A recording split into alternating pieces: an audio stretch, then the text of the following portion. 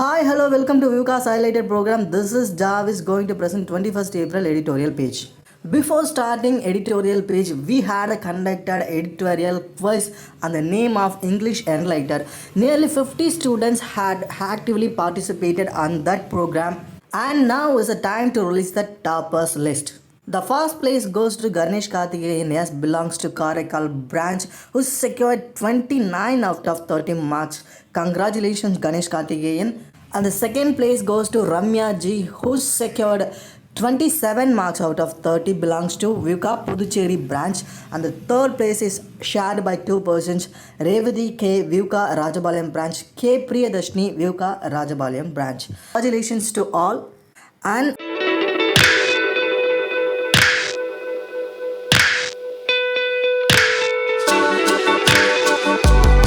I personally request all students to participate on this quiz actively. This quiz will be conducted on every Thursday of the week. So let's go into the 21st April editorial page. Was a topic given? Take over phase. Take ஓவர்னால் தமிழில் என்ன? Take ஓவர்னால் கையகப்படுத்துதல் அர்த்தம். So கையகப்படுத்துதலுக்கான ஃபியர்ஸ், பயங்கள் அப்படின்னு வந்து சொல்லியிருக்காங்க. So என்ன கொடுத்துருக்காங்கன்றதை பார்ப்போம். A nuanced approach on Chinese investment using automatic route may have been better அப்படின்னு கொடுத்துருக்காங்க. ஸோ இதில் நியூவன்ஸ்டுன்னு ஒரு நியூ வேர்டு இருக்குது இல்லையா? ஸோ நியூவன்ஸ்ட்னால் என்னென்னா நுணுக்கமான அப்படின்னு அர்த்தம். அப்ரோச்னால் என்ன? அணுகுமுறை. நுணுக்கமான அணுகுமுறை on Chinese investment using automatic route. So automatic ரூட்னா என்ன? வழக்கமான வழித்தடங்கள். வழக்கமான வழித்தடங்களில் வர இன்வெஸ்ட்மெண்ட், சைனீஸ் இன்வெஸ்ட்மெண்ட்டை இன்னும் கொஞ்சம் நுணுக்கமாக கையாண்டிருக்கலாம் அப்படின்னு வந்து இந்த லைனில் சொல்லியிருக்காங்க. So let's go into the paragraph. The government's decisions to ban foreign direct investment FDI through the automatic route from neighboring countries that share a land border with India has raised eyebrows. So இந்த லைனுக்கான explanation என்ன அப்படின்னு பார்ப்போம். இந்த government decision, so அரசாங்கத்தோடைய முடிவு to ban foreign direct investment. So ஃபாரின்லேருந்து நம்ம கண்ட்ரியில் வர இன்வெஸ்ட்மெண்ட்டை வந்து பேன் பண்ணியிருக்காங்களாம் through the automatic route. Automatic ரூட்னால் வழக்கமாக வரக்கூடிய வழிகளிலிருந்து வர்றது. From neighbouring countries that share a land border. நம்ம இந்தியா கூட லேண்ட் பார்டரை ஷேர் பண்ணிக்கிற கண்ட்ரீஸ்லேருந்து வர ஃபாரின் டைரக்ட் இன்வெஸ்ட்மெண்ட்டை கவர்மெண்ட் வந்து பேன் பண்ணியிருக்காங்க. This has raised eyebrows. இது வந்து புருவத்தை உயர்த்த வைத்திருக்கிறது, அப்படின்னா வேக்க வைத்திருக்கிறது அப்படின்னு வந்து தமிழில் சொல்லலாம்.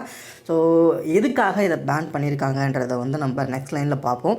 This is mainly because the move is scene as aimed at Chinese investor who could exploit cheap valuation in the depressed economic condition post lockdown to pick up equity interest in select companies. So இந்த லைனில் என்ன சொல்லியிருக்காங்கன்னா, இந்த post லாக்டவுனுக்கு அப்புறம் வந்து என்ன ஆயிருக்குன்னா, நிறைய கம்பெனிஸ் வந்து டிப்ரெஷனில் இருக்குது. டிப்ரெஷன்னா ஸோ அவங்களுக்கு வந்து பண தேவை இருக்குது. இதை வந்து என்ன பண்ணிக்கிறாங்கன்னா, சைனீஸ் இன்வெஸ்டர் யூஸ் பண்ணி இந்த டைமில் சீப்பாக கிடைக்கிது அவங்களுடைய கேபிட்டல்ஸ் தான். ஸோ அப்போது வந்து அதில் ஈஸியாக வந்து அதை யூஸ் பண்ணிக்கிறாங்க, எக்ஸ்ப்ளாய்ட் பண்ணிக்கிறாங்க, யூஸ் பண்ணி இங்கே வந்து இன்வெஸ்ட் பண்ணுறாங்க. இது வந்து நம்மளுக்கு வந்து ஆபத்தானது. எப்போ வேணால் அந்த சைனீஸ் வந்து என்ன பண்ணலாம், இன்வெஸ்ட்மெண்ட்டை திரும்ப எடுத்துகிட்டு போகலாம், இல்லை கம்பெனி ஃபுல்லாகவே வந்து ஆக்குபை பண்ணிக்கலாம். அதை வந்து பேன் பண்ணுன்றதுக்காக தான் இந்த கவர்மெண்ட் அந்த டெசிஷனை வந்து எடுத்திருக்காங்க அப்படின்னு வந்து இந்த லைனில் சொல்கிறாங்க. So India is not alone in this fear of opportunistic takeovers as Press Note 3 2020 series of Commerce Ministry described it.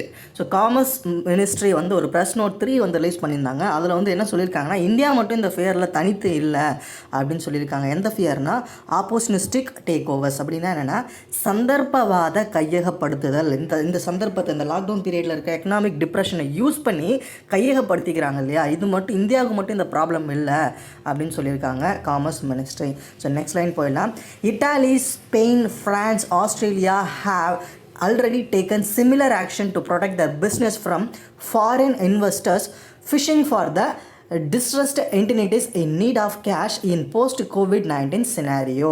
So இந்த post-COVID-19, இந்த COVID-19க்கு அப்புறம் இருக்கிற அந்த எக்கனாமிக் பாதிப்பால் என்ன பண்ணுறாங்கன்னா, நிறைய இன்வெஸ்டர்ஸ் வந்து தூண்டில் போடுறாங்க. ஃபிஷிங் ஃபார் டிஸ்ட்ரெஸ்னால் எந்த கம்பெனிஸ்லாம் வந்து ரொம்ப டிஸ்ட்ரெஸ்டாக இருக்கோ அந்த கம்பெனிக்கெலாம் வந்து தூண்டில் போடுறாங்க அப்படின்னு வந்து சொல்லியிருக்காங்க.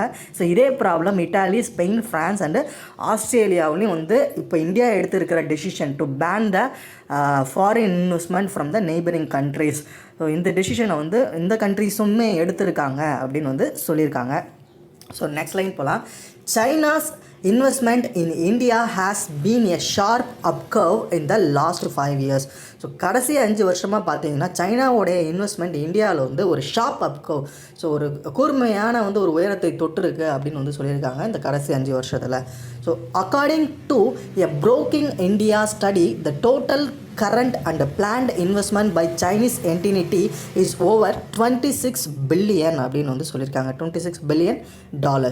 இதில் என்ன சொல்லியிருக்காங்கன்னா, according to Brooking India study, Brookings India ஸ்டடினா என்னென்னா, ஸோ இவங்க வந்து ஒரு ப்ரைவேட் ஆர்கனைசேஷன், இவங்க வந்து நியூ டெல்லியில் இருக்காங்க.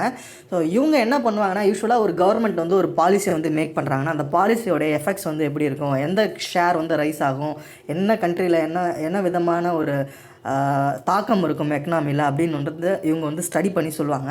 இவங்களுடைய ஸ்டடி என்ன சொல்லுதுன்னா, கிட்டத்தட்ட சைனீஸ் என்டினிட்டிஸ் வந்து பிளான் பண்ணியிருக்காங்க, இன்வெஸ்ட் பண்ணியிருக்காங்க. அதாவது என்னென்னா $26 billion வந்து ஸோ இந்தியாவில் வந்து இன்வெஸ்ட் பண்ணுறதுக்கும் ஆல்ரெடி இன்வெஸ்ட் பண்ணியிருக்காங்க அப்படின்னு வந்து சொல்கிறாங்க இந்த லைனில். ஸோ நெக்ஸ்ட் போயிடலாம்.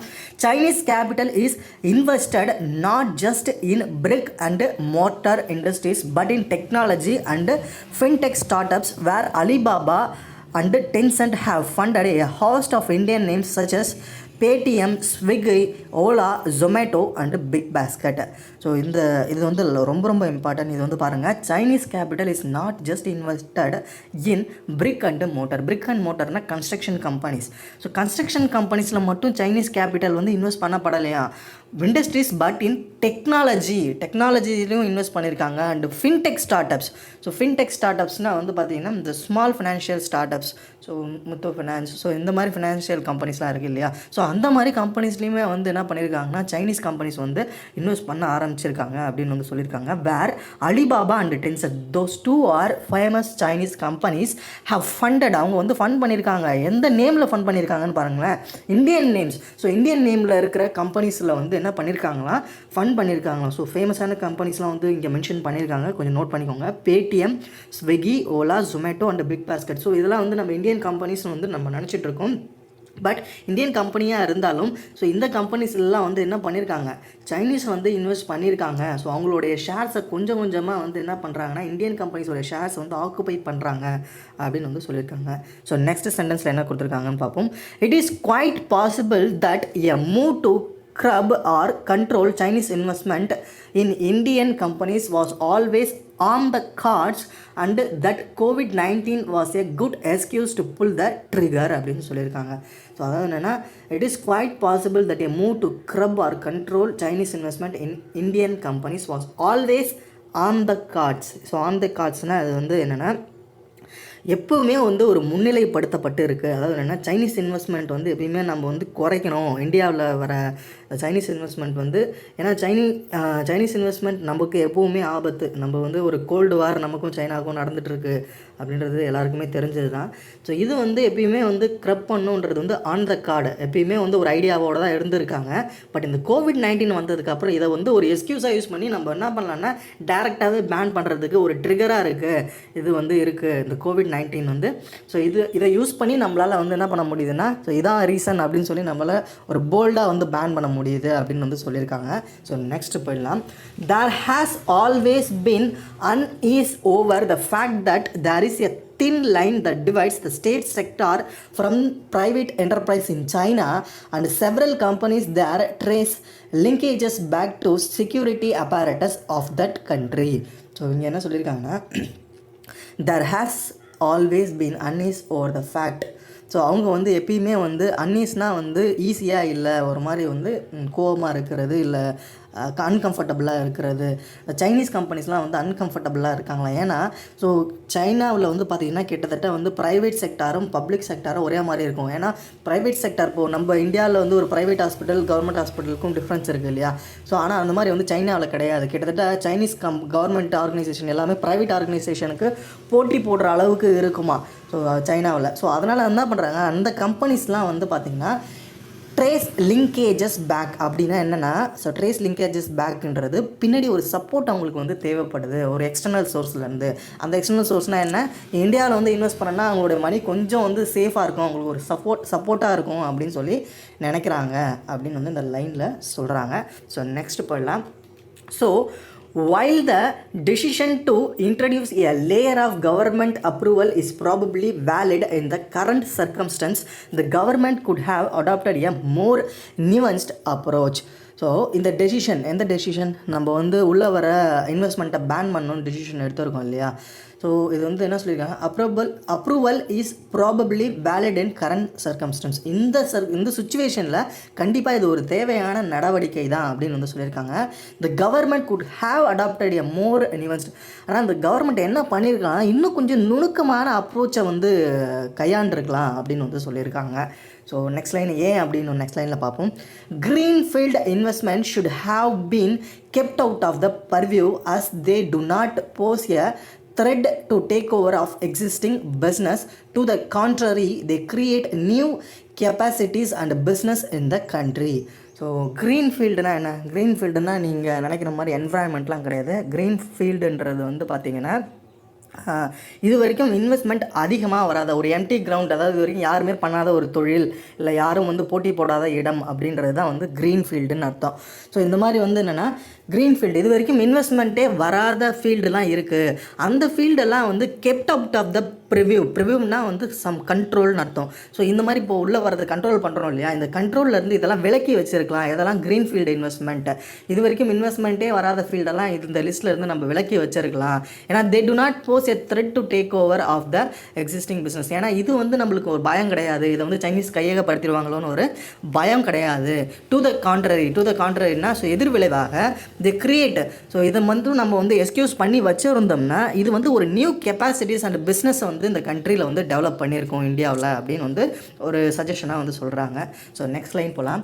எ distinction should also have been made based on the class of investors.